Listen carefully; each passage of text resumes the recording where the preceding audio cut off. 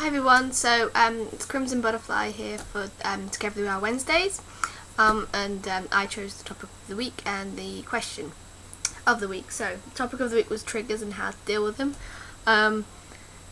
because the fact is triggers are going to be everywhere, and there are things that are going to trigger you, so to think about what triggers you and how to deal with it before those situations come up. I mean, sometimes you can't cover every eventuality or everything that's going to trigger you, but at least you can somehow have some sort of strategy on how to deal with triggers.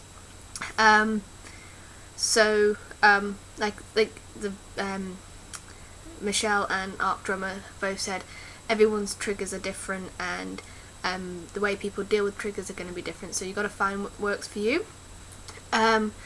So if you find yourself triggered, the best thing to do, I think, is to take a step back and think about what is it about the situation or what was said or the event that caused you to be triggered in the first place. So sometimes it might be hard to find out what that is. I find for me the best way is to write about it. Get a blank sheet of paper, or sometimes that's not necessarily practical at the time, so you probably have to think of something to do in that event if you are triggered and you can't write it down. But what you can do later on when you are by yourself, you can get a sheet out and then revisit it and try and think what caused you triggered in the first place. So like I said, the first thing would be what I would do is write down what happened, what was said, what was specific about that thing that was said that triggered you, or the event that triggered you. It could be anything, depends on the person. I know a lot at the moment for me is especially since it's this time of year, but everyone talking about weight loss and diets and exercise and stuff like that, and it's like you switch on the TV and you're bombarded with diet adverts, weight loss adverts, exercises, and it's just full of them. And even people at work are sort of talking about dieting and things like that. So like I said, for me that's like a trigger. So, when someone's saying, oh yeah, I'm going on diet, I lost X amount this week, or and blah blah blah, and I ate this and I ate that, and I'm like, I don't want to know about it. So a lot of the times I just try and sort of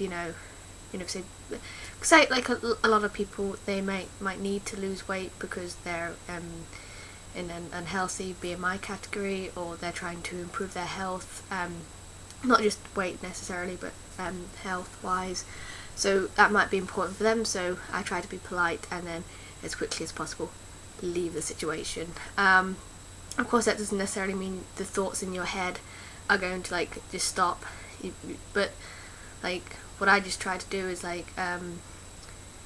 to just push the thoughts aside. Luckily at work where I work, we have the radio on, so I sort of will walk off, do my job, because a lot of it's you're walking around the warehouse and everything, which is why I'm wearing my lovely work top.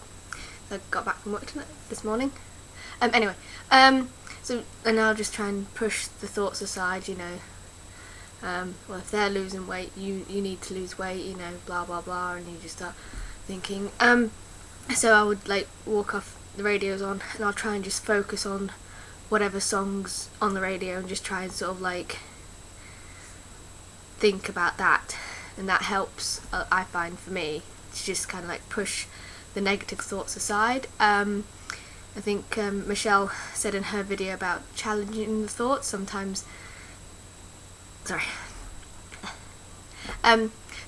it's a hard thing to do. I mean, it's never going to be easy to be able to challenge your negative thoughts, but your negative thoughts are saying, oh my god, you're fat, you're ugly, disgusting, whatever. You need to challenge it and go, I'm not fat, I know I'm not fat, and then I know I'm not ugly, I know I'm not disgusting, I know, challenge the thoughts. Sometimes that works, sometimes it doesn't. Like I said, for me, I find the best thing to is try and find some distractions. So, say if I'm at home and you're bombarded by weight-loss ads, easiest thing to do, change the channel over, or switch the TV off and read a book, or listen to your favourite song. If you don't have your favourite song on you, sometimes I don't have a particular song I want to listen to, so you can go on YouTube, they're always on there, loads of videos and songs, so watch some of that. Trying to think of other ways. Like I said, for me, journaling, writing. I don't actually necessarily journal. I don't write in a journal every day, but if I'm triggered or I want to think things through, sometimes the best thing to do is to journal. Sometimes people are triggered by certain emotions. If they are feeling angry or upset about something, sometimes that can trigger people. So again, journaling is a great way to do that. Maybe if you are feeling angry, sometimes going for a walk, probably not the best thing to do in this weather since it's freezing outside, but go for a walk. Some people might like to paint or to draw or something. It's a great thing to do. My thing is crocheting. I love crocheting. I don't do it nearly as often as I should, but that's one of my things I do. Sometimes it helps you calm down and you're focusing on a task and you're not focusing so much on your negative thoughts. So, okay, I think that's it on triggers. Probably not very helpful, but like everyone's different. Find what works for you. Listen to some of the other girls' videos. They might have different tips that might work for you, that you might want to try. Like I said, I think a good thing is to try and challenge the thoughts. It's one of the hardest things to do, but it's one of the things that can help a lot. Sometimes removing yourself from the situation can help. So that's what I try to do at work when people are talking about dieting and weight loss.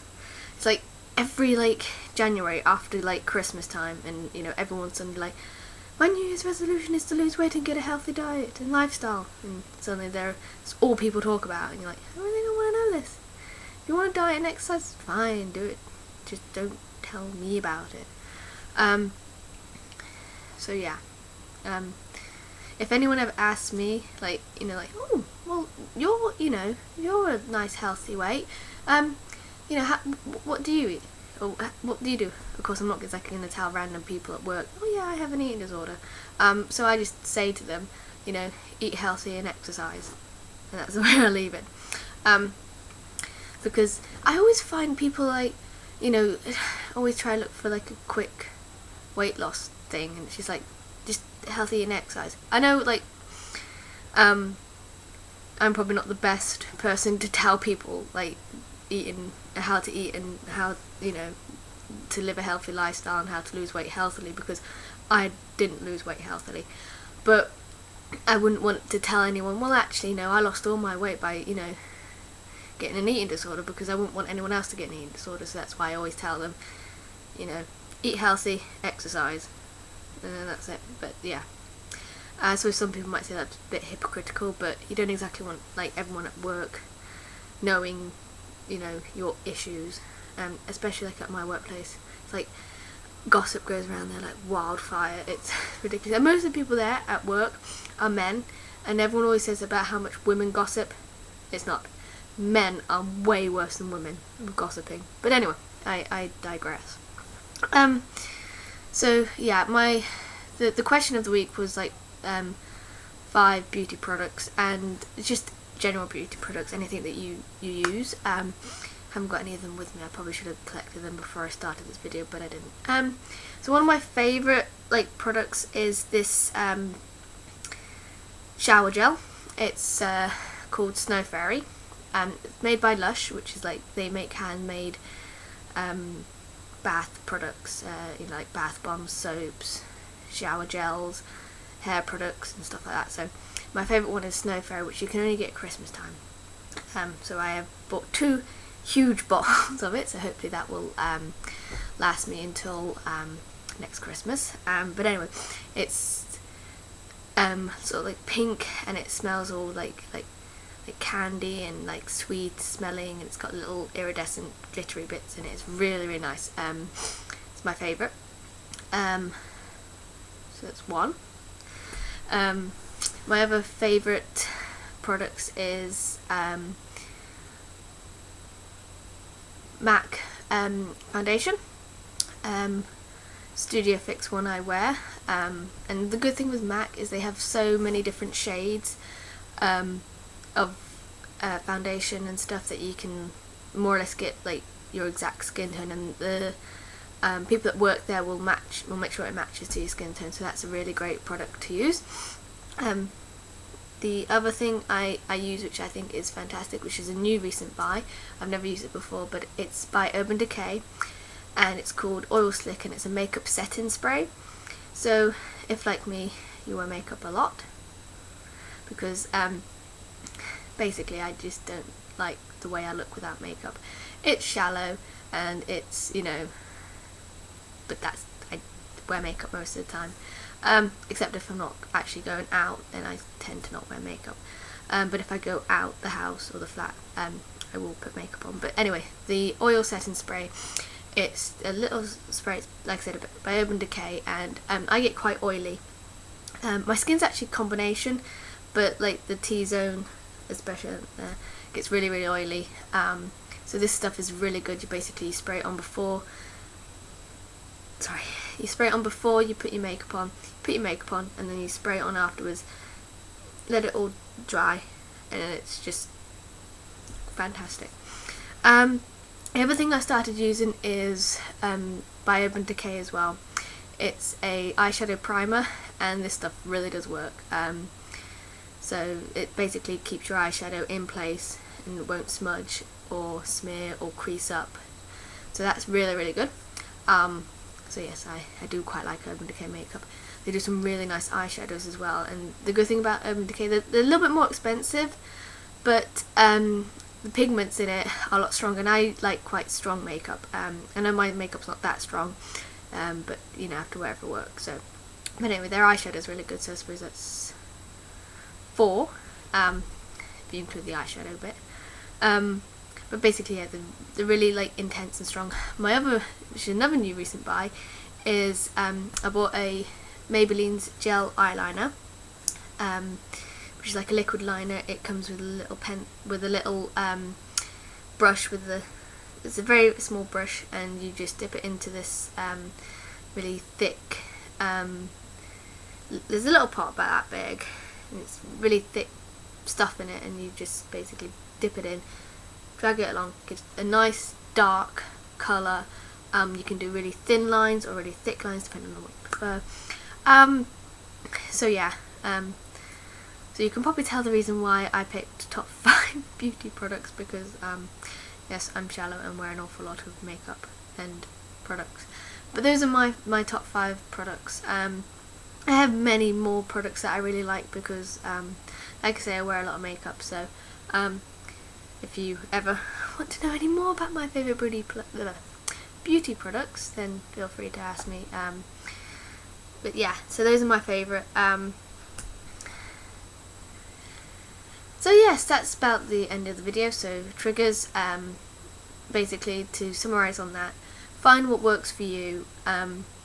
Find what triggers you as well, because different things will trigger different people. Some things that would trigger some people might not necessarily trigger other people. So find what your triggers are, identify them, find ways of dealing with them. Different things will work for different people, if it's journaling or drawing or painting, remove yourself from the situation, challenging your negative thoughts. Another one that one of the other I think both Michelle and Arc Drummer touched on was affirmations. Maybe carry something with you that has a list of affirmations that you can maybe think about in your mind, or if you need to, say it out loud. So yeah, that's another great thing. So yes, sorry, I've got an itch there, I'll stop that. So yes, that's my in summary, like, you know, what I think should help people deal with triggers. So yes, so I hope you all are well, and I shall see you next Wednesday. Bye.